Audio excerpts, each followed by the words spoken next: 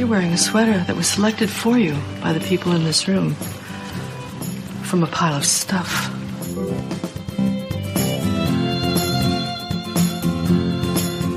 Give me a full ballerina skirt and a hint of saloon, and I'm on board.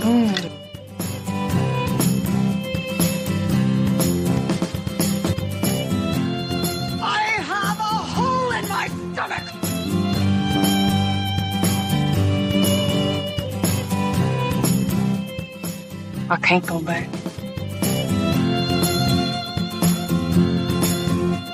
Welcome to the She Became Visible podcast. I'm your host, Renee Steelman. This podcast is my story. It's your story. It's our story. It's all the stories of all the women who one day knew that it was time to remember who they were, who they are, and stand up and be seen.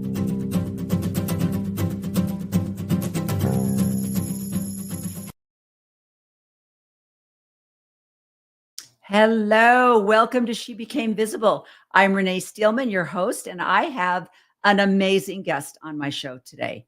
I have Anna LeBaron. Now, if you are not familiar with the LeBaron saga, then I have just given you a gift of what you can binge watch for the next couple of days. Because on Hulu, there is a documentary about Anna and her family. Now, there's a couple of videos or documentaries on Netflix that encompass the LeBaron family. One of them is, I'll ask Anna, the Murders Amongst the Mormons. That was the Lafferty. Right? No, Banner of Heaven was the Lafferty, and Murder Amongst the Mormons was an extension of the Mexican. Anyway, I'll have Anna. Anyway, there's a whole thing on the polygamous families on Netflix, and Anna is the star of the one about her father, Everil LeBaron. I think she'll correct me. But this man was absolutely amazing, unless you were raised in the Mormon culture. And if you were raised in the Mormon culture, you will go, oh, that sounds right. Yeah, that pretty much is historical. I get that. And it's absolutely amazing. But we're going to talk about that. But the most important thing is we're going to talk about Anna today, because in the Netflix documentary, it primarily is about her father, the murders, the capture, the hunt, everything that went down about capturing her father and the murders that he committed. And her multiple siblings are obviously a part of it. But I want to talk about what Anna has done with her life, in spite of the traumatic childhood that she had, because it's such an example for all of us. And I think it's motivating for all of us to see where she's come and what she came from. So let me bring Anna on stage. Hello. Hello, Renee. How are you? I'm so glad to be here today. I am so thrilled. And again, pronounce your father's name, Everil? It's Ervil. Ervil. Okay. Yes. Ervil. E-R-V-A-L. V-I-L. V-I-L. Ervil. Okay. Ervil. Okay. Very similar to evil. Yes, like evil, but with an R. Yeah. And then just another thing is the documentary Daughters of the Cult is streaming on Hulu and on Disney Plus. Okay, that's right. And the other actually. And the other one having to do with the LeBaron family, but not associated with like specifically Ervil. I've not watched it yet. The Massacre Among the Mormons, I believe it's called. Yeah, I can't remember exactly. And I haven't had the opportunity to watch it yet, so I can't speak to that one. Yeah. But I did watch Under the Banner of Heaven, which you mentioned. And that one is also streaming on Hulu. And it's about the Lafferty brothers, as you said. And it's based on the book by the same title, Under the Banner of Heaven. And not in the doc drama series by that title, but in the book, there's a whole chapter about the LeBaron family in the book by John Krakauer. Okay, thank you. You're absolutely right. And I think that is also on Hulu, if I remember correctly, when I was searching documentaries. And I had watched Anna's documentary last year, I think. Absolutely blown away. And but not really knowing her personally, not knowing you personally, I looked at how strong all of you girls were, and even your brother Hiram. How's he doing? He's doing well. We just adore him so much. Yeah, and I think it's so funny because there's such. I mean, I have a friend whose daughter has a grandson, Hiram, active Mormon, active LDS, active in the Bringhamite Mormon. Well, Hiram is a very Mormon name, so yeah. Nephi's and the Mormons and the Samayas and there. That's why you cannot escape. You cannot separate these fragments of the Joseph Smith religion because they all come from the same soup, and the beliefs are the same. Really, polygamy was the deciding separation. But other than that, everything they teach is exactly the same, including blood atonement. Well, the blood atonement is no longer taught by the Church of Jesus Christ of Latter-day Saints. And so I make a distinction between the modern day Church of Jesus Christ of Latter-day Saints, which has worked very hard to make themselves more socially acceptable as time has gone on. Absolutely. So, and there's a distinction between fundamentalist Mormons who continue the practice of polygamy mainly. Now, there are people who practice blood atonements and they call it different things. My father called it blood atonement, but there are other fundamentalists and very extreme fundamentalists who are doing that still. And one of them recently was Chad and Lori Daybell, who are both tried and convicted of murder. And they called it something different, but the effect of it was the same. Exactly. I'm glad you brought that up because you're so right. And they, like you said, they were carrying out kind of a pseudo polygamy. Like they knew that it was illegal. She was married. It was absolutely polygamy. Absolutely. They were both married to their own spouses at the time that they went into a temple, and supposedly Jesus Christ and the angel Moroni were with them and sanctioned them getting married or sealed for time and all eternity in this polygamist arrangement where, and it's not just polygamous, but also if Lori already had a husband and now has another one, that's, I think, called polyandry. Yeah. And that's something that my mother also was guilty of. She was married to a husband and then got sealed to my father for time and all eternity. Yeah. And this is exactly what Joseph Smith was doing to the women that he was marrying. Some of the women he married already had husbands, and then they were sealed to Joseph Smith. Yeah, so absolutely. Even though people want to say that that's all in the past and it's dead and gone, it's really not. And Chad and Lori Daybell are the most recent example. And they were similar to my father in that he was carrying out blood atonements. And again, Chad and Lori were calling it something else, but the effect was the same. People ended up dead. Yeah. That they decided had to be, taken out. Yeah, you're absolutely right. And I love how you brought up the fact that the age of information, the way we have social media, the internet, you can't hide things the way that all of these cults used to hide things. Correct. And they used to be able to keep people subjugated because they lacked information, they lacked resources, they lacked any kind of outsider help. And people were so afraid of practicing polygamists that, they weren't kind to people who were getting out of this. But now there's resources available. There are groups and communities of people who help those who are coming out of polygamy and want help to make that transition. And so because of the age of information, people within these groups are finding it easier to access the help that's available to them to get out and to reestablish their lives on the outside of the cults that are in existence still. That's so true. So for better or for worse, the social media is helping people in one way or another. Yeah.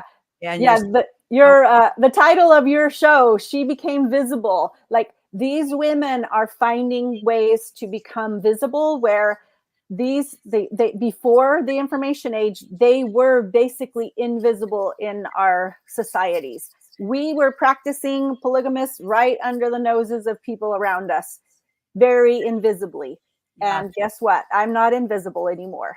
Exactly. Thank you. That's a perfect segue. I love that because this is why I love your story so much. So let's start out, because you've already mentioned this, how your mother ended up marrying Ervil, and then where you were at in the line of siblings. Mhm. And let's start from the very beginning, how this all started.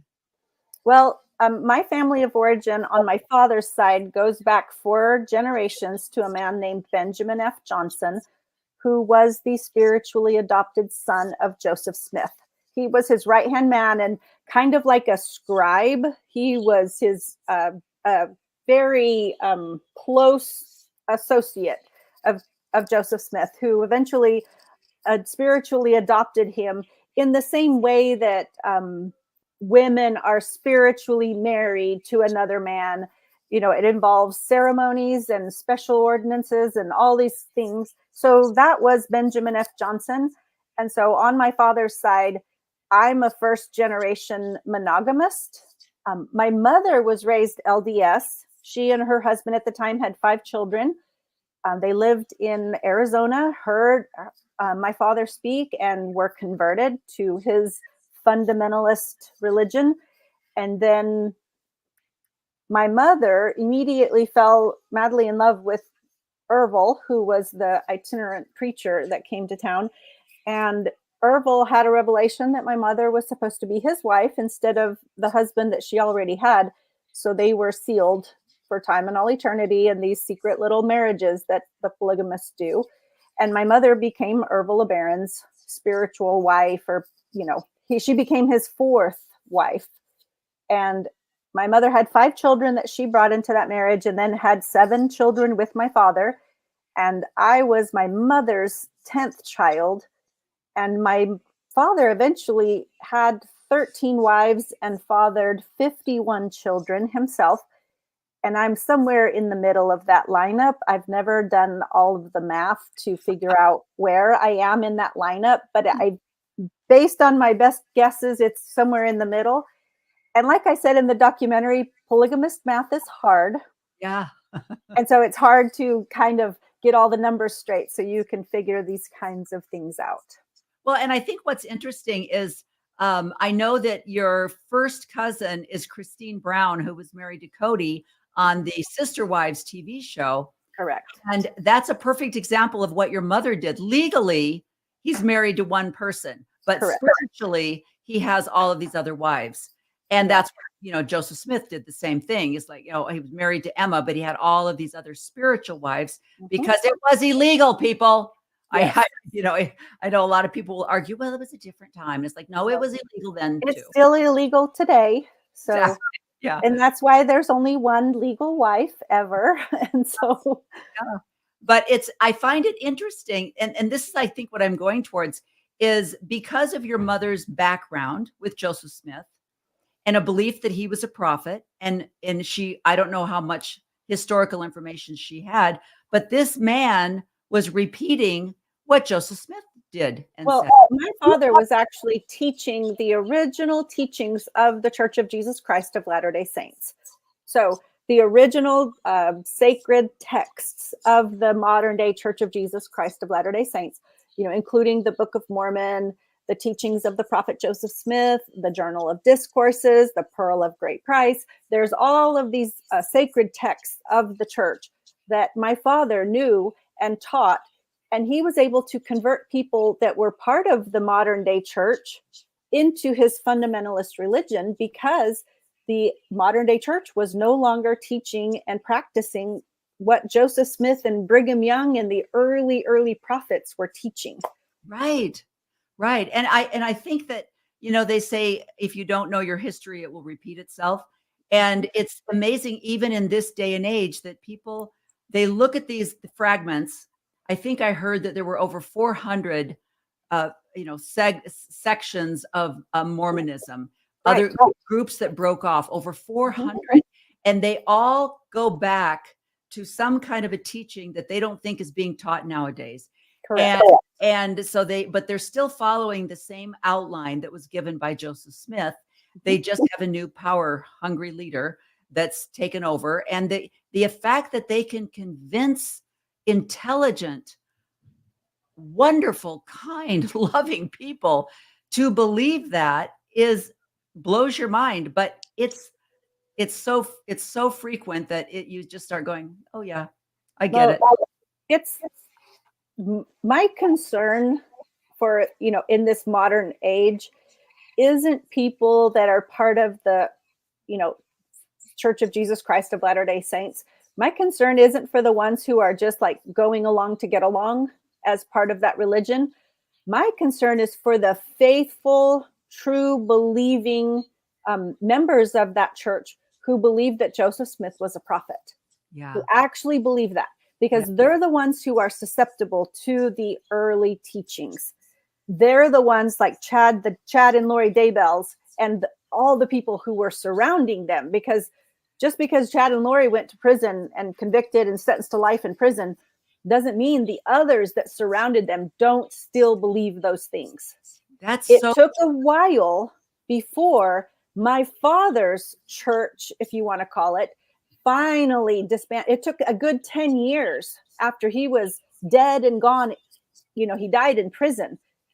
10 years after is when it finally disbanded and completely, I say, burned itself to the ground, just for a lack of a better term. Yeah, you're so right. Because I don't know, Anna, if you're following, but there's been this absolute rush of temple building by Russell Nelson, the current prophet. And I know that I don't know. My own opinion is that he has an ego larger than this world. And he is going to be 100 next month. And he wants his legacy to be, I did more than anybody. So he's got this push to build temples. And right now there's a big thing going on in Fairview where they want to build a huge, huge temple, 173 feet high. And the city ordinances are saying, no, we would love for you to build your temple, but these are the rules that we have, the city ordinances, to build a building in this area of town. Please comply. Mm-hmm. And they just had another city council meeting, and they said they voted 7-0 to not approve the plans to build this temple. And the church the next day was like, well, we'll see you in court. Oh, wow. But I can't speak to that. That's not my area of expertise. What you said, though, was the most frightening part. Was letters went out to members of the church. Bishops, stake presidents sent out letters to the members saying, please write letters to this city council. Please show up and wear a blue shirt, and please stand up at the microphone and tell them why your church has to have a 173-foot steeple. And they did it. And that's the scary one. The ones who followed the rules blindly and obediently. Those are the scary ones. You're absolutely right. I love that you made that connection. So you were 3 years old. So you don't have a lot of memories before around 3. But I don't have a lot of memories, during that time period, because we moved around so much. But when I was about 9 months old is when my mom left the LeBaron colony where I was born in Mexico. And then that was right around the time that Joel LeBaron and my father split. They had founded a church and had a falling out. And my father became like power hungry and, had an ego and had mental health challenges, which were never diagnosed because people with mental health generally think there's nothing wrong with them, yes, especially the types of things that he evidenced in his life.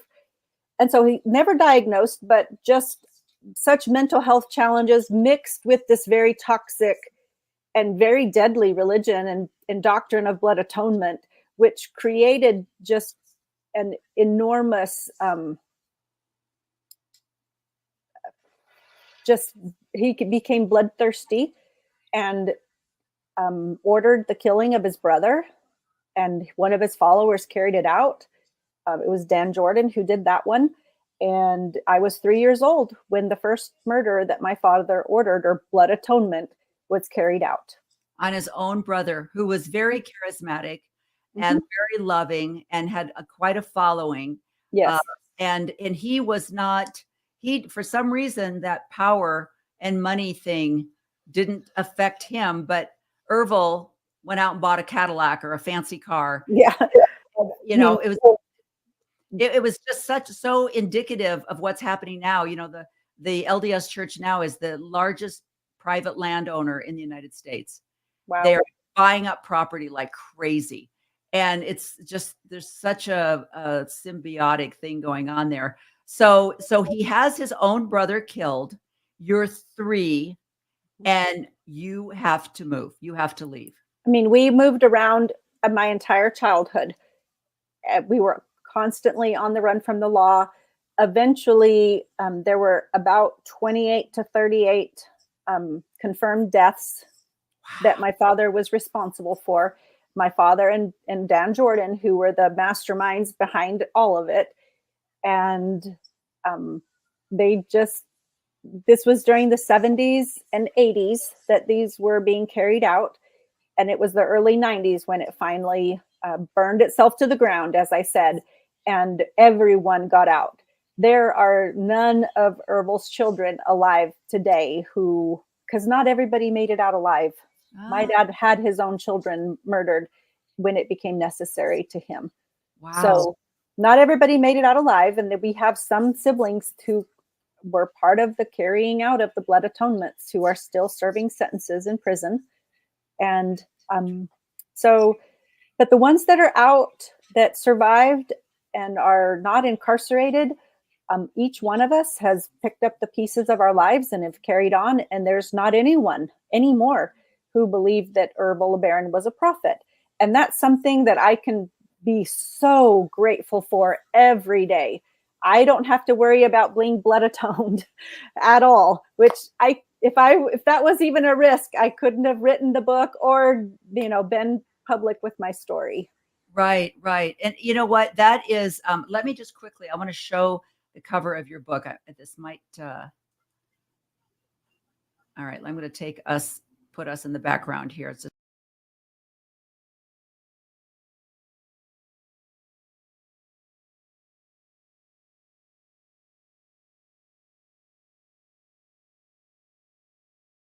end of 2016, and it was published March of 2017. Okay. And this is your personal story. And I love when you were talking about writing this, how you brought on Leslie, because Leslie is an expert in this field. And I love, tell the audience about how she directed you, how you started out, and then she directed you on how to make your story more telling and more exciting for the listeners of the reader. We collaborated, and that's why her name is on the front cover of the book with mine, is because I did not have the skill of writing scene or dialogue and doing those kinds of writing. That's absolutely a skill that's needed when you're going to tell a story like mine in a memoir style book. So I said I wrote the bones of the story, and I say she put the flesh and blood on it and made it come to life. So I would write what happened, and there's a difference in the writing world between telling and showing. So I could tell the story, but Leslie helped me show the story in the narrative and in the writing the scene and the dialogue and all of those things that helped make the book come to life. And so we collaborated on that. I would write and tell the story. Then she would call me, we would get on the phone together, and then she would ask me a lot of questions, and she would evoke from me the tone and the words and the dialogue and how I was feeling, what I was thinking. And then she would take what I had written and insert everything that we had talked about on the phone. And then she would send me those chapters one at a time. And my sister Celia and I would edit every single one line by line. Oh, that's great. To make sure that it matched the experiences that we had. And so it was a very much collaborative effort. That's beautiful. So take us kind of from the beginning, even in the beginning of your book. Obviously, as you mentioned, I think it even mentioned it in the documentary. There were homes in Denver, in Houston, in Mexico, California.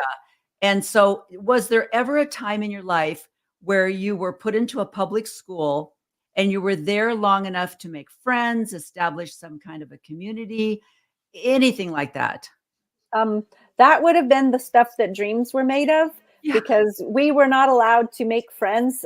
The children would be put in public school because it was like a free form of childcare, because all the adults were having to work. Yes. But as soon as you were old enough to be put to work, around third, fourth, fifth grade, sometimes you would be taken out of school in order to become child slave labor in the used appliance businesses that were operated, like you said, all over the Southwest United States, California, Arizona, Mexico included, Colorado, Texas, several different cities in Texas.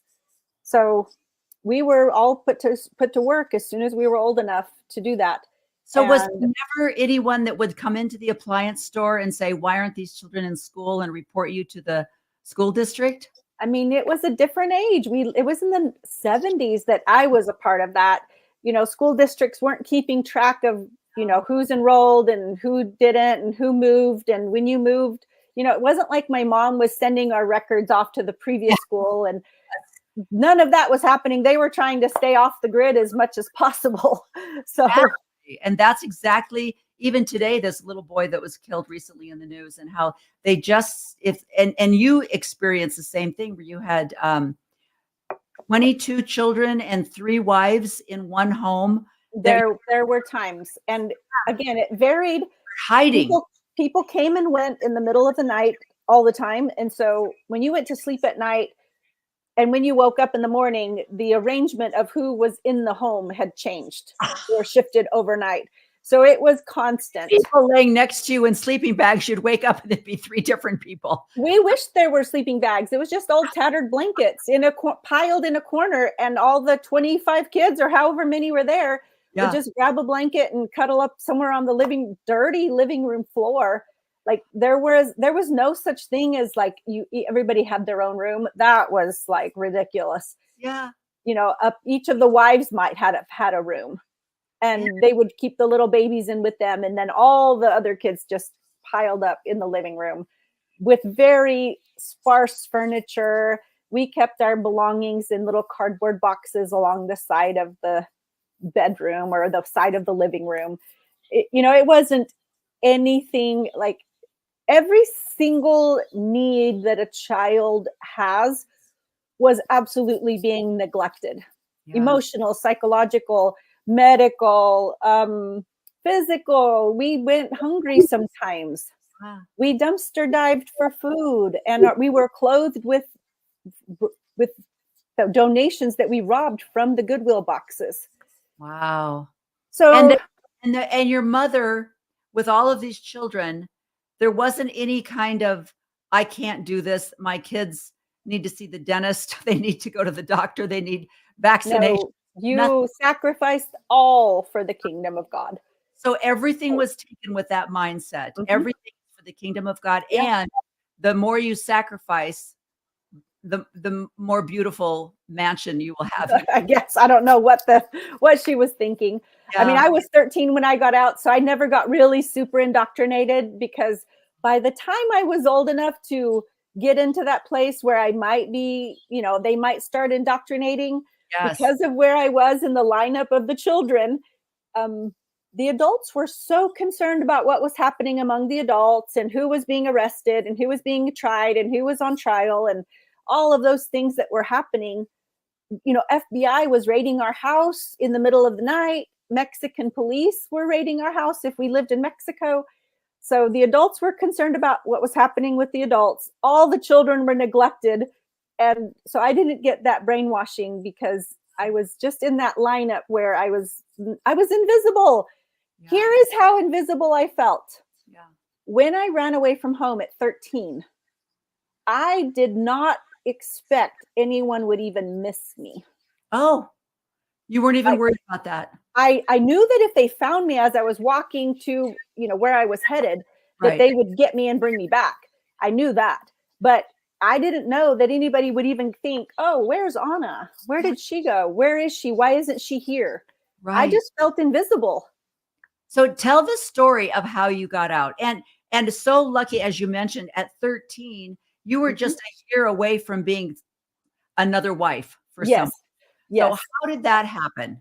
So at age 14 is when you would get married off generally, or when you became eligible to become another sister wife to some man with umpteen wives already. Right. But my father died in prison when I was 12. Okay. So that was 1981. Sometime in 1982, Dan Jordan convinced my mother that Mark, who was leading the Houston faction of our church, if you can call it that, Dan convinced my mother that Mark was putting Ervil's children on a path to hell because he was letting us go to the movies and listen to modern music and taking us to the roller skating rink on Friday nights. So we were just becoming way too worldly. My mom decided that he was right and decided to take us all back to Denver, where Dan Jordan was in charge of that faction. And because my father had died, there was kind of this split of who was going to be in charge next. And Dan Jordan, for sure, was wanting people to follow him and, move to Denver and be part of his group there. I didn't want to go to Denver.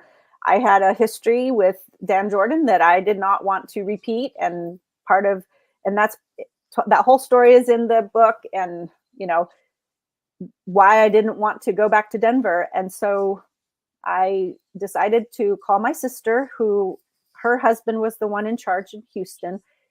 And I told Lillian, I said, I don't want to go back to Denver. And she told me to start walking. So I walked out of my house with just the clothes on my back and began walking it's over 3 miles to where she lived. I didn't know how far it was. To me, it felt like I walked all day, but Right. I had walked a little over 3 miles. I was getting near her house. I was probably within a couple of miles for her house. Okay. And she found me and picked me up. And then I was hidden in a hotel for 3 days. My mom did look for me the first night that I was gone. So she did notice that I was missing. Which, surprise. Where's the other 50? Yeah. Right. Yeah. So she looked for me that first night. And even though she could not find her 13-year-old daughter, my mother packed up all the other kids and moved back to Denver, leaving everything behind again. Like that's how we always moved, was leaving everything behind.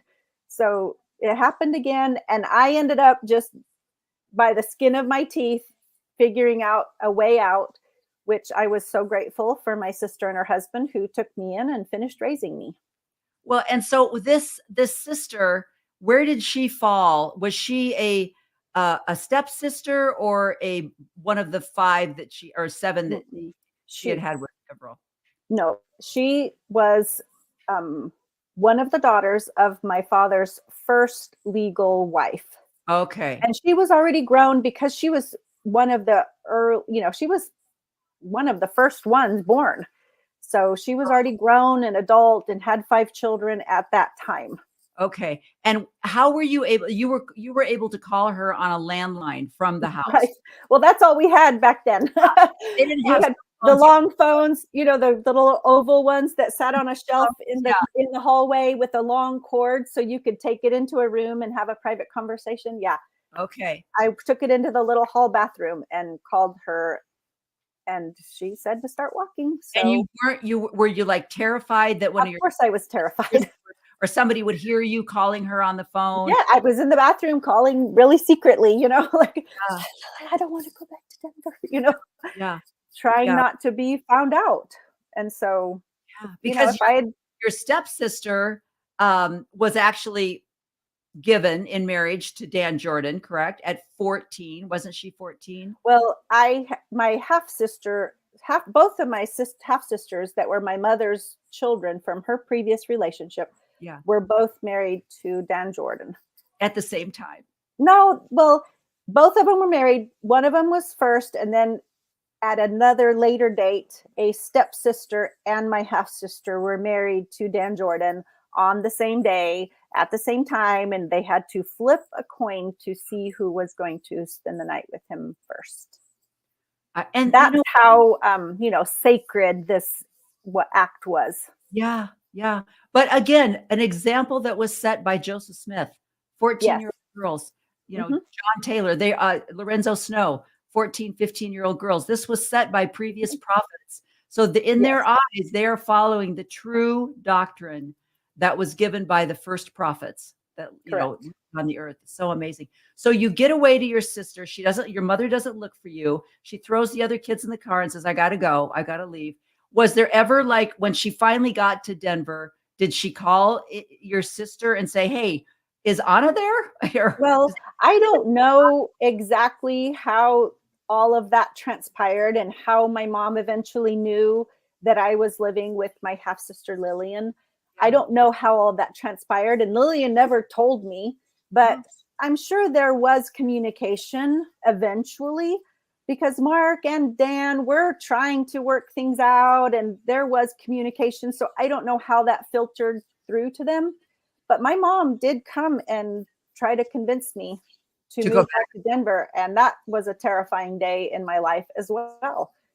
And I just kept, saying, I don't want to go back to Denver. I want to stay here. I want to stay here. And I don't know how my little 13-year-old self figured out how to advocate for my own wants and needs and desires. Yes. I don't know how that actually happened, because that's not what we were taught. No. Growing up, you were taught to sacrifice everything, don't complain, do what you're told, just subjugated at every level that's possible. And so how I came up with this, and I guess it was just my age, at that 13-year-old age, you're getting a little bit of like that psychological differentiation where you want to kind of find your own self. And part of me was discovering that, I guess.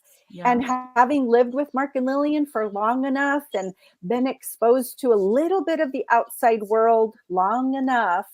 Okay. There was just something there. And I'm grateful to this day that little 13-year-old Anna had the gumption and a little bit of spit and vinegar in it. My sister Celia says spit and vinegar. She had some spit and vinegar in her. And that is exactly what I'm talking about, is the strength of, it's a gift. It really is a gift. The people that are willing and strong enough to say, I'm sorry, that's not for me.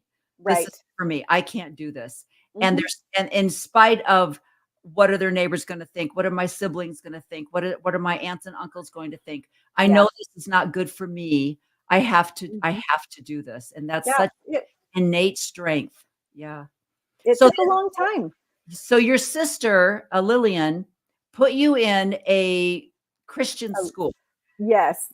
Because you were 13, and she was like, I do not need another pubescent teenager on my hands here. So, well, no, she just thought, in the public schools, there was drug, sex, and rock and roll. Yeah. And she, I'm sure, didn't want to have a unwed, teenage, pregnant, young girl on her hands. So in her mind, the lesser of two evils, even though she still sort of was kind of believing in the original, the original religion, they weren't all the way out yet. They eventually did get all the way out. So where were her 5 kids going to school? They were in public school. They were elementary age at that time. Oh, so kindergarten, first grade. Yeah, she had 5 kids, but they, one of them was too small for school. Her 5th child, she was just days, weeks old when I went to live with Lillian. Okay. And so her experience, the mother was with toddlers, basically. It's young children. I think their oldest son was probably 7, 8, or 9 at that point. Okay. So she's thinking, okay, I've got a teenager. I don't know if I want to put her in middle school. Middle school is hell for everyone. Right? So she enrolled me in a little Christian school that was just half a mile from her house. Okay. And I became a Christian there and accepted Jesus as my savior. as the language of that religion calls it, or Christianity calls it. Right. And when I went and enrolled there, it was the first time in my life I was able to make friends outside of the cult. So you had And 15-year-old girlfriends? so that was the first time I was allowed to make friends. Oh. And, the teachers were told just enough about my family of origin story, Right. that they had a lot of compassion and empathy and just really took me under their wings. And it felt like such a safe haven for me among, all of the such utter chaos and lack of security and lack of safety that I had grown up with. Right. So I was feeling like overwhelmed with, this is the best thing ever. Yeah. Like, all of these people are kind and good. And so when I went off to camp with the youth group and they said, do you want to invite Jesus into your heart? I was like, whatever you're selling, I'm buying. I didn't say it that way, but it was like, whatever this is, it feels so good. Right. To be embraced and to be loved and cared for, that I was saying, yes, absolutely yes. Now, I did not understand anything about religions, Christianity versus Mormonism. I didn't know a thing, but all I knew was whatever they had that was so overwhelmingly different than what I had experienced the first 13 years of my life. Yeah. I was all in. So what about education? When you get to this school, did you, your reading was up to par? Everything was, you didn't struggle in any area because your other, there had been zero. So did you struggle in those areas? I was an avid reader. My sister taught me to read before I entered kindergarten. So I was an avid reader all my life, and that saved me for sure. But I struggled hard in math because we had been bounced around from school to school so often. You never got any complete year of instruction on any subject whatsoever. Right. And so math was a struggle. And with the arrangement that this school had and the curriculum they used, they tested me. They found all the gaps in my learning. And I was able to do what they called gap paces, and filled in all the gaps before they got me on track to graduate. And I graduated at 18 and a half with a real education. That's amazing. However, it wasn't an accredited school. So that's the part I find so interesting. You graduate with this fabulous, kind, wonderful people, but it's not accredited. It's not an accredited school. Later, I decided to go to college, or I was thinking about it at least, and they made me go get a GED to prove that I had an education because my diploma wasn't from an accredited high school. Interesting. That's so interesting. So you get your GED and you head off to school. How did you pay for college? Well, I didn't go to school at that time. I just got the GED because I was thinking about it. Okay. I didn't go to school, and now I've just completed a master's degree, but I didn't go to school for many, many years later. Because you got married fairly young. Yes. And I met a little boy in that little Christian school, and we dated, if you want to call it that. I don't think it was called that. 7 years, and then got married when I was 21. Yeah. And so, you started your family. Yep. Had 5 kids and 5 children. Raised them. Yeah. And was your husband the sole provider while you were raising these 5 children? For part of the time. And then I got a really great job, and we kind of swapped roles. And so he became kind of a stay-at-home dad. But then he went to school himself, and I put him through culinary school. And his little career took off. So anyway, we kind of had to make it work because neither one of us had degrees when we got married. Yeah. So after your children, you waited until you were an empty nester, and then you went back to school. Yes. And so how did you finance? And you had to start out from the very beginning, associates, bachelors. Well, Do that. interestingly enough, the master's degree program that I entered into um, accepted my life's body of work in lieu of a bachelor's degree. That's fabulous. And I had to go through I had to fill out lots of paperwork, write lots of papers, and get lots of letters of recommendation. Okay. But I was able to bypass the bachelor's degree, which is currently a problem because I'm starting a doctoral program in a few, like 2 weeks, I think it starts. Yeah. And because I don't have a bachelor's, I do not qualify for student loans. Oh my Because you have to have a bachelor's to qualify for grad school loans. So No. I will be working and paying as I go. And I want to teach when I'm done. So I need to also not have student loans because teachers don't make a lot of money. So you can tell I'm not in this for the money. Yes. I'm going to pay as I go and work and make it and figure out how to make it work. Right. I sold my house actually to pay for the master's program. That's amazing. And to give me a little bit of, buffer so that I wouldn't have to work full time while I was in school. Right. You know what's so beautiful about that? Because there's so much, because we're in a political season right now, there's a lot of talk about the Constitution, the founding fathers. So I've been doing a lot of YouTubing on the founding fathers. And I was listening this morning to Van Buren's story, and I've listened to John Adams' story, and I've listened to even Lincoln's story. And your story is their story. Absent parents, left by themselves, but loved to read, taught themselves, read everything they needed to do. And then they were put into apprentice programs. Through the apprentice programs, they became lawyers, they became attorneys. Then they worked. This is the way America was built. And then this obsession with college came in the 80s and 90s.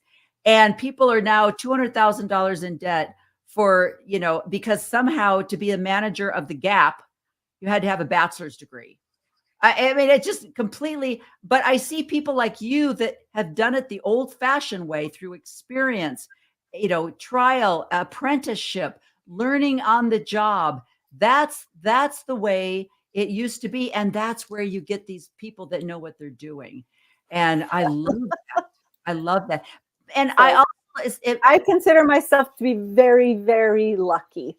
Well, now, I will say that there are several other of my siblings who have gone about it the entire old-fashioned way and worked their way through, community college and then go on to the, 4-year degree. And then some of them have master's degrees in really, really smart things. And one of my half brothers, he has a doctorate in electrical engineering. I mean, just amazing. So I consider myself to be very lucky that the program that was a great fit for me and for what I want to do when I finished my doctorate, was willing to accept all of the work that I'd done, my career, all the training that I did in my career, which I had a very good 17-year career that translated well into what I'm doing and all the volunteer work I've done. Yeah. Also. That's amazing. And I think what I really want to highlight as well is the fact that your siblings, when you watch the documentary, people go and watch the documentary and get her book so that you can read the trauma and the chaos that this family went through. And yet, as you say, most of your siblings are mentally healthy. They're successful.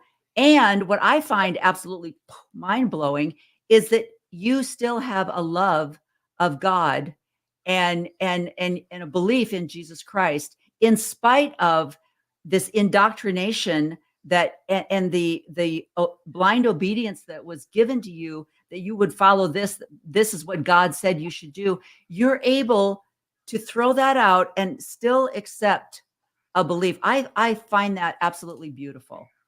Well, it's been a long journey for me of healing. So, we do have mental health issues in our family. Not everyone came out unscathed. Let me just put it that way, just to protect people's privacy, and that's their story to tell. Right. So there is some of that, and And of course you would expect it under those circumstances. Right. So I want to be very forthright about this situation. That's good. And also, I have my own mental health struggles, if you want to call them that. Yeah. I've been in therapy, in professional therapy, for over a decade. 5 years with one therapist during 1995 to 2000, a total of 5 years with another therapist between these years and these years. And then I currently started working with a new therapist here in the state that I live in now, in Washington State. Yeah. And so the struggle and the leaning in, pressing in for healing, for the not just PTSD that I was diagnosed with, Right. but not just PTSD, but complex PTSD. Oh, absolutely. And so the amount of work that I have done to heal, not just emotionally, but mentally and physically. There's a book called The Body Keeps the Score that Yes. talks about trauma and what it does and how it embeds itself into your body. And even though mentally you can be free and you can go on with your life and accomplish things, and I got married, had kids, had a career, the whole thing, all the while struggling with the impact of the traumatic ways that we were raised. Right. Childhood developmental trauma is an absolute horror to try to recover from. Interesting. There is a test that you can take online. It's called the ACE score. ACE is, so it's Adverse Childhood Experiences. And it was a study done by a hospital system, because how adverse childhood experiences affects your health in later life.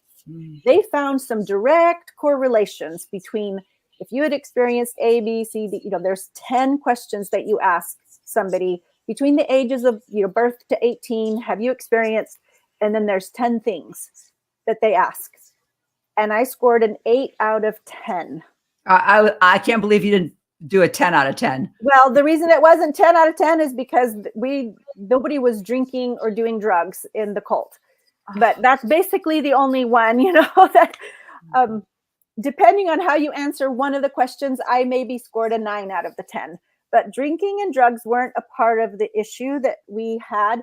But that was the only one that we didn't have as part of the cult. That's amazing. And so the amount of recovery that I have done, and I'm still doing, so still working with a professional therapist to undo the harm and the damage that was caused in that incredibly dysfunctional. I was talking to my brother Hiram just yesterday about it. I said, I just really want to encapsulate in words in how incredibly difficult that life was that we experienced. And, we were talking, and there was a certain cuss word that we were using and how messed up it was. And I'll let you kind of figure out which word we were using. And there were a lot of yous that we used to say just how bad it was. So messed up. Yeah. And I'll be gentle with your audience and not say the words. But it was so messed up. So we are currently planning a time that we can sit down and really try to encapsulate with actual words, not just swears, how messed up it was. Yeah.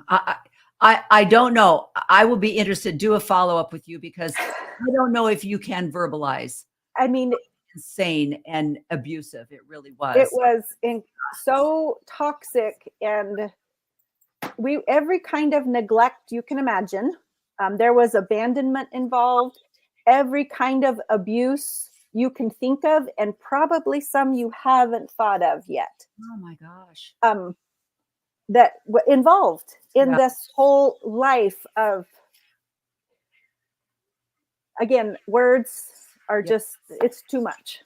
I love that you're saying that, because how do you prevent what you went through from, and how do your siblings prevent what you went through becoming generational trauma?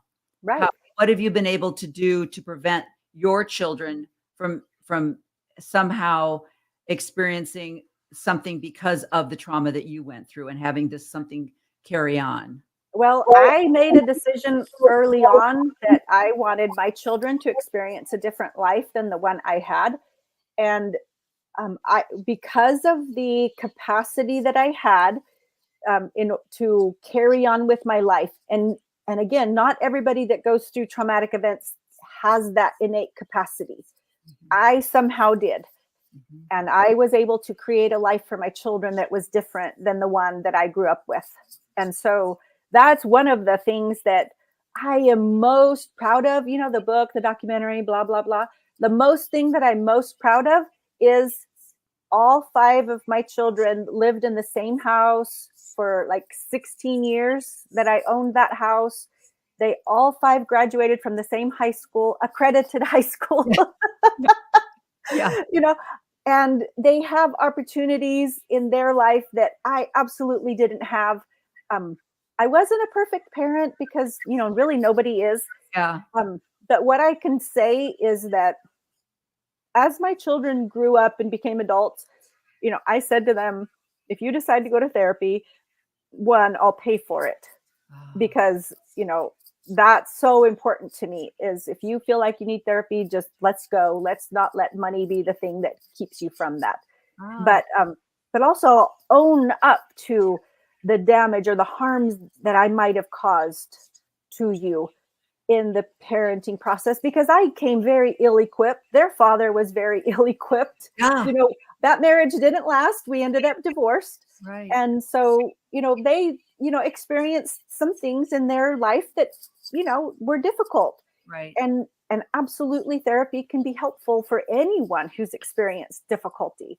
Oh, And that's so I said I would own up to the parts where I went wrong and things kind of went sideways. And anytime my children come to me and talk about the difficulties that I caused them, I do my best to make repair. And that's the key to, you know, parenting young adults, is being willing to hear, to really hear. You know, I could say to my kids, oh, you didn't suffer nearly as much as I did. Get over it. Yes. And that is absolutely the wrong way to deal with anything like that. That is, I'm so glad you said that, because that is what you hear. Because at my age, I'm, you know, 20 years older than you. And at my age, my parents were the World War II people. And I don't know. I'm a grandma and I'm 55. Yeah, well, you don't look 75 to me. So I'm only 70, but my mom is 92. And that is what I always heard.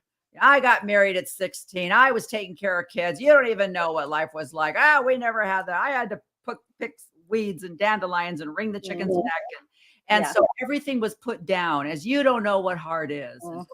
And, you know, and that's so, it diminishes your feelings. It diminishes your right to have feelings. And it just stops any kind of progression. So that's beautiful that you were, you know, able to recognize that. I'm sure the same thing. And we try to do better, but there's a lot of things that we learned. And so my anger, my temper, my spanking came from how I was raised. And, you know, we can laugh about it now. My kids laugh about it, you know, but I know that it wasn't, my kids are doing so much better than I was as a parent. The connection that they have with their children, open communication, it's so much better than what I did. And that makes me happy that they were able to, you know, progress even further. I did better, they're doing better. And I'm really interested in the therapy. I have a couple of girlfriends that have been doing therapy, and one of them that's just entering therapy. And I think what you're saying is so helpful, that we all have some kind of traumatic experience in our life. And as we mentioned before, we're not fighting, you know, we're not running in the trauma Olympics. So just because I wasn't raised in the LeBaron family doesn't mean a little therapy might not help a little bit, you know? How do you relate to because there is a lot of therapy, lexicon, verbiage going on. And one of the things I remember reading Roxane Gay's book, bad feminist. And one of the things she said is, I hate the trigger. She said, I hate the term trigger because we all have to experience life, and we all can't walk around being afraid to say something that will trigger someone. And she had a hard life. She had some bad experiences in her life. So for her to say that, I was like, oh, wow, that's an amazing thought process. Have you dealt with that in your therapy? The idea of being triggered or not being? Absolutely.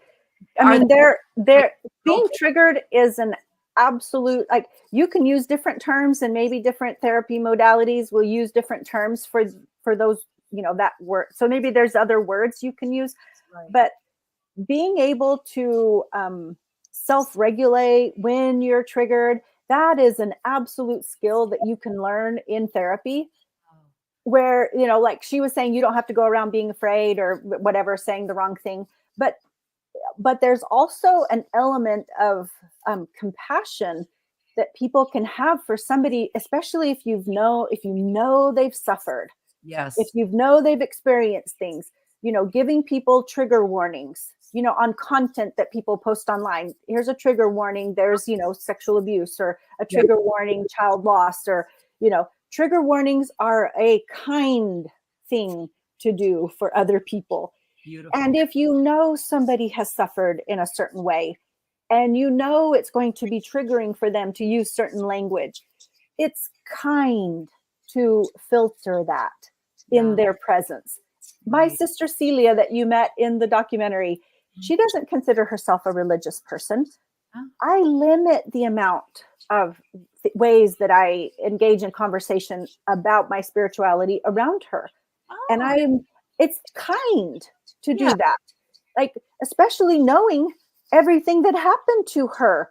Of course, she's going to be triggered by language that's, that feels religious and, that kind of the negative aspects of sometimes how people express their spirituality or, religiosity or whatever. Yeah. And so I'm careful about it around her out of kindness. I love that. And to me, the world needs more kindness. Yes. I love that. It's not a matter of being right, being wrong, choosing this path. It's a matter of being kind. So I choose not to fight over this one issue because I feel like it's important to me, because kindness and love, I will respect where you're at. Absolutely. I mean, there's a time and a place for having difficult conversations with people. Yeah. But giving them the space to choose and having their consent to engage in this kind of dialogue or the things, to me, those are the important ways to engage with people who, especially people who have experienced trauma of any kind. Somebody who's lost a child, having conversations about things surrounding that. You absolutely should be kind and filter what you say and use compassion in deciding how you have these conversations. That's so interesting that you would say that. By the way, have you done a TED Talk? No, I have not. You should do a TED Talk. I mean, what you just said right there is your TED Talk. It's amazing. But I remember when our son passed away, the people who immediately gave us their religious perspective on his passing. Oh, think of him as being in the arms of Jesus, or think of how you'll see him again, or think of how much better he's now that he's not in the body he was in. And those are not my beliefs. No. So that was not comforting for me. And they just assumed that I would feel the same way. And so I end up being the person comforting them, trying not to hurt their feelings and go, oh, thank you for that. Instead of saying, well, I don't believe that's true, but good for you. Right. So being aware of where they're at in their life, so that your expression can be kind. Yes. That is fabulous. And what you were just describing, there's a term for that. And it's called spiritual bypassing, where you are using spiritual terms and spiritual language, and sometimes even spiritual cliche. Yes. And the intent behind it is good. They are trying to be comforting, but they're not self-aware enough to realize that there is a term for that, and it's called spiritual bypassing, because they're attempting to comfort themselves by trying to bypass your pain and help you feel better because they are uncomfortable. And that's a normal thing to experience. When a friend loses somebody, what do you say to them? And sometimes it's just better not to say anything than the wrong thing. But those of us who've experienced pain and have had people come at us with spiritual cliche and spiritual bypassing, it's also just, that the intent behind it is good or kind. They just don't know better. But I'm saying once you know better, do better. Like Maya Angelou says, once you know better, do better. And now that you've heard this, whoever your audience is, when people are in pain, spiritual bypassing is not a good solution.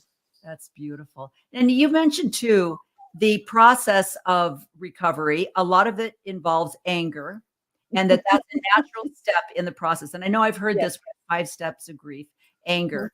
And so where was your anger phase? Was it at 13, or was it, at what point did you just realize I am so darn mad at what I went through? Are we still in that phase now?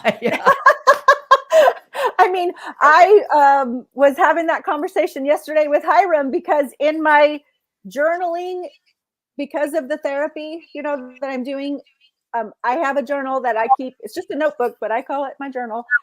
And there was a lot of rage about the way that we were treated at a certain point in our life. I just lacked words. I was so enraged.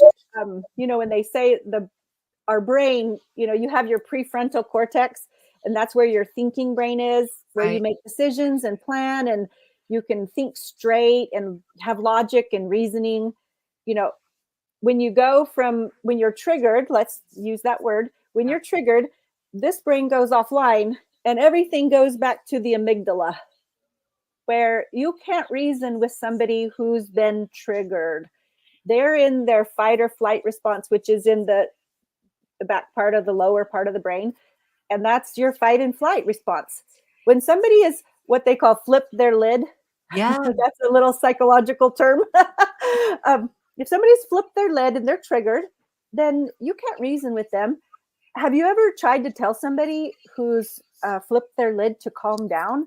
How effective is that? It's really not, So threw gasoline on the fire. So as I'm journaling, I am so enraged that my thinking brain was just completely offline. I was back here in the fight or flight, so enraged. I was ready to throw fists, hold my earrings, let's throw down. And,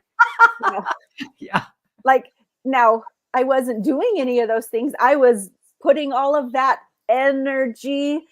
It's externalizing that energy is what it's therapeutically known as, when you either speak it to somebody or you write it in your journal.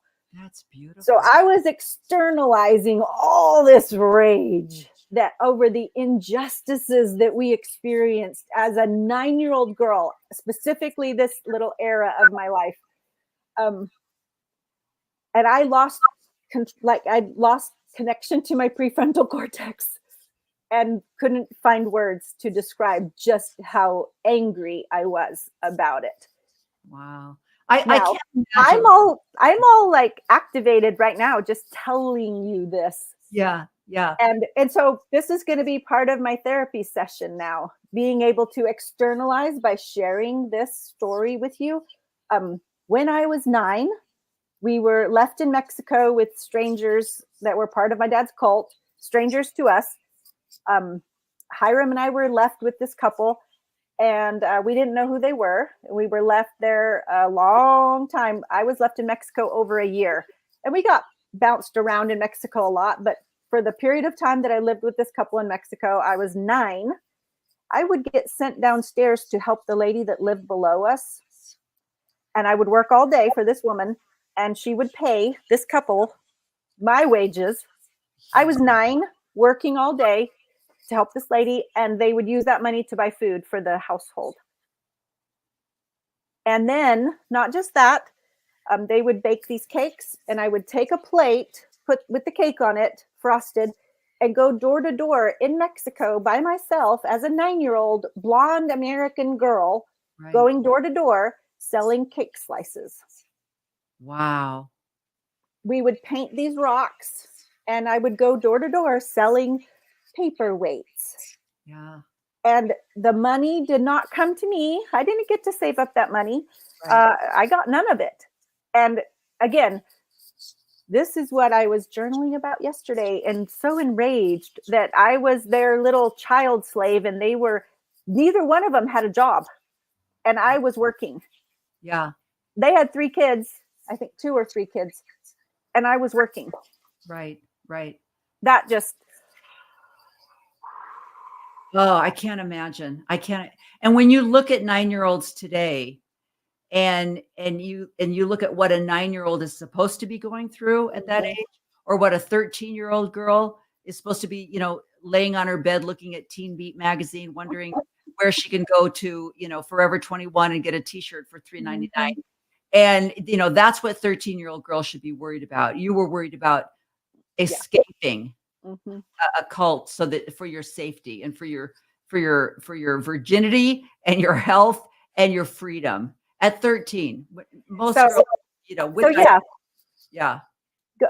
So now you understand why the need for additional therapy, Right. and why I'm still in this process of healing the effects of the traumatic childhood developmental trauma.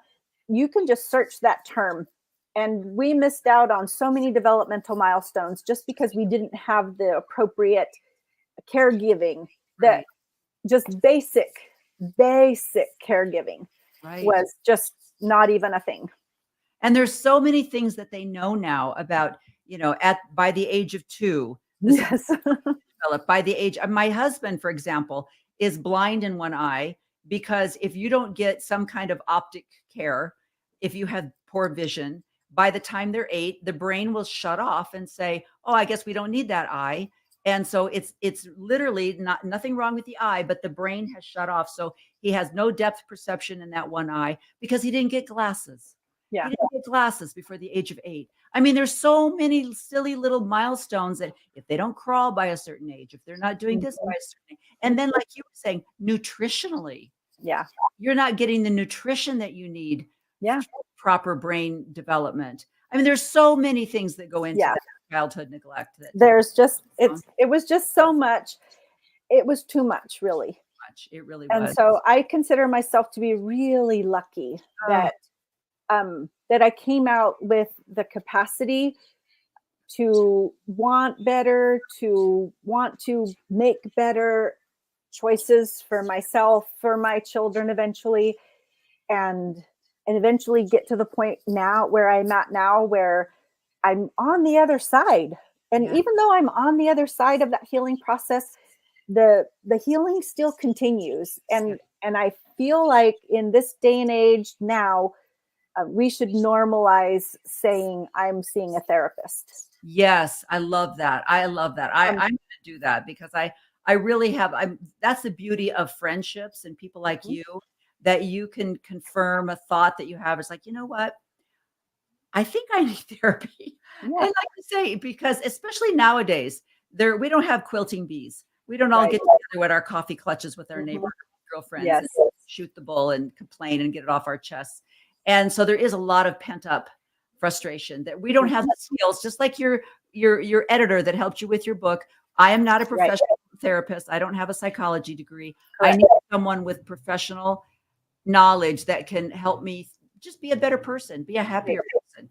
I have a family, like you were saying, I have a family that I look at my mom and her siblings. There were 8 in that family, and there was a ton of neglect. And, where the kids were on their own. My mom, same thing. My mom was not kicked out, but moved into an apartment with her little sister. The other kids were grown and gone. And she was sent to the neighbors to work for her, to clean her house and stuff all the time. And she's bitter, angry about that. And her whole family is angry about things that they experienced. And it's debilitating.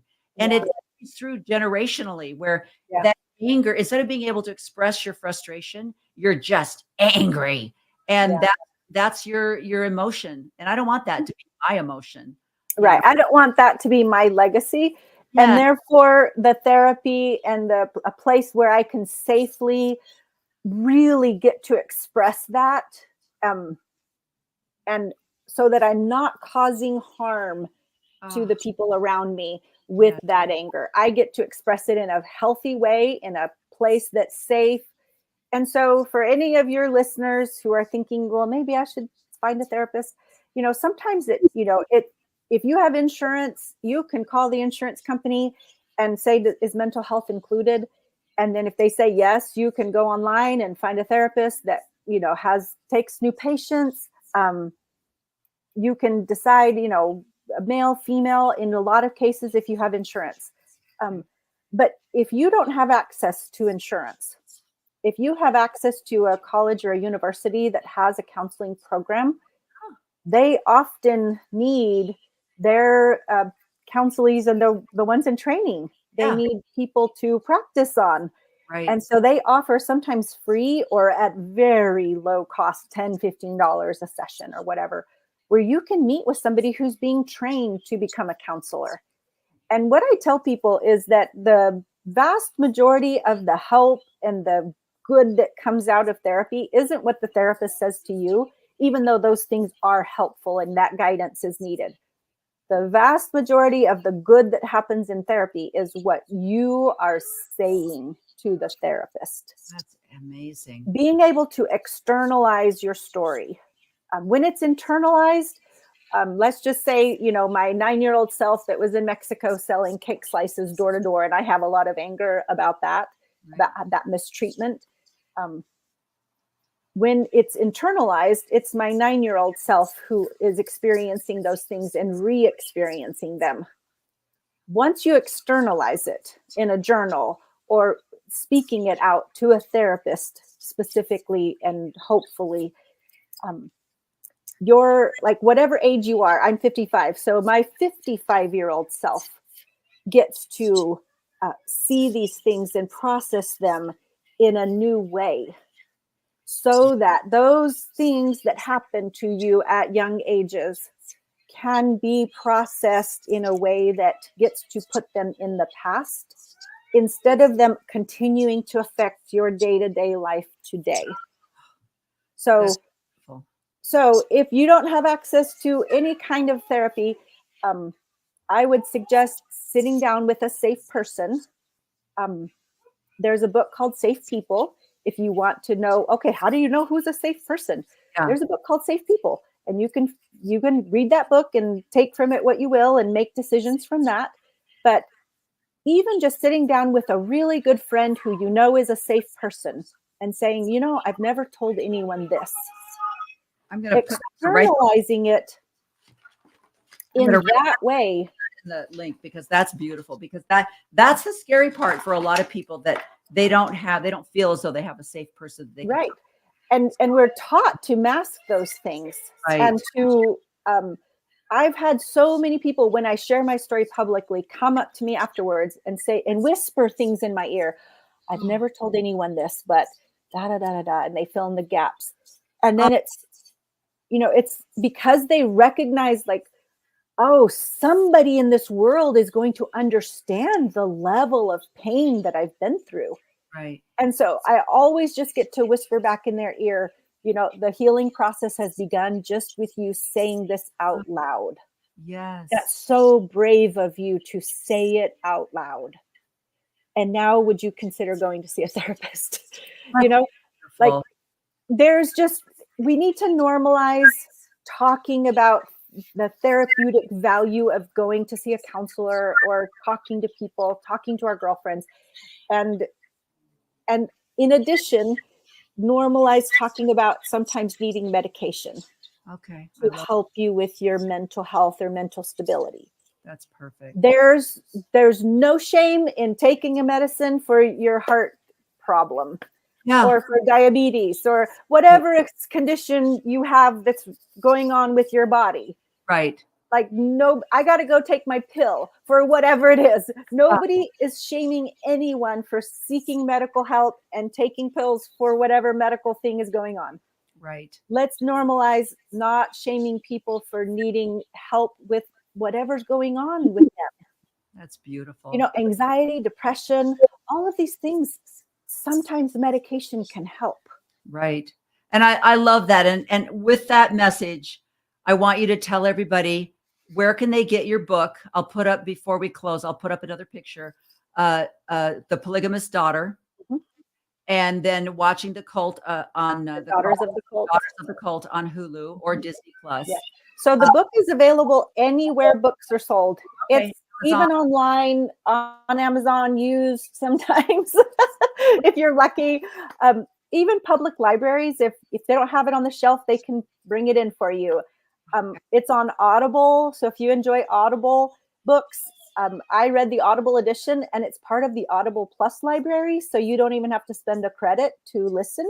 Oh my God. So there's free ways to do it. And then if you just want to buy it and own a copy, then that helps me, and I appreciate that. But also for people who don't have that kind of discretionary funds, it's available in a lot of different ways for free. That's absolutely beautiful. And I love that you narrated your Audible version, because those are my favorite Audible books, is when the author, because their personality comes out in the words and they put the emphasis where it should be. Yes. I love that. A little fun fact about that. I had to audition to read my own book. Oh, really? Okay. Yes. Who decided who was hired? You know, I mean, the company that bought the rights to the Audible edition, or it's a company called Blackstone Media, I think it's called. And, they hired a company to audition me. So I had to make sure that my voice and how I read, and that I can read, I guess, Oh, that's good. But that's true. I mean, there have been a couple of audiobooks that I've gotten that I was like, I can't listen to this. Yeah. Your voice. And it's part of, there are preferences also involved in that. So I get reviews on Audible, both positive and negative, like, oh, I'm so glad it was her that read the book. And then other people going, oh my gosh, no, why is she reading her own book? People shouldn't read their own books. So I get positive and negative reviews on Amazon. I've just learned to take it with a grain of salt, and I've grown a real thick skin about it. And so it's all good.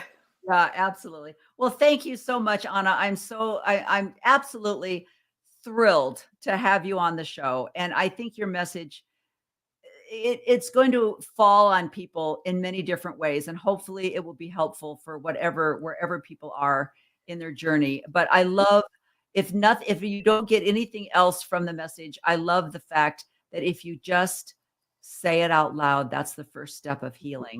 Yeah. And I hope that message gets out to the people, whatever your life circumstances are or have been, that to take away your strength and then take away your courage, and also to get help, to seek help. And just by saying, I need help is the first step. And I will say, I am living, breathing, walking around proof that regardless of your family of origin story, regardless of the things that have happened to you, the injustices you've experienced, it is possible to heal and to create a life for yourself that is good, that is life-giving, and that you can be proud of.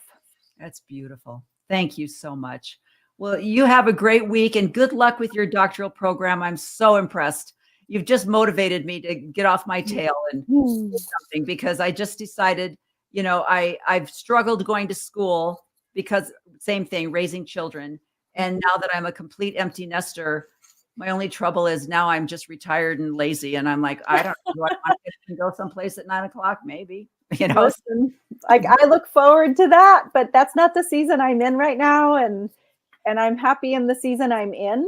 Yeah. So, and I have a lot of gratitude, and that's the important part. Absolutely. Thank you so much. You're so welcome. Thank you. Is she not the best? And her message, I cannot think of any other message that I've ever heard. It was actually, it just encompassed so many areas of all of our lives. We've all gone through a different kind of a journey, but I'm sure we've all had peaks and valleys throughout our life. And everything that she said is going to hit us someplace in our journey. And it was absolutely beautiful. So I want to remind you again, I'm going to put up a picture of her book so that you can recognize it when you see it. So let me throw this up there, and let me take me off for just a second.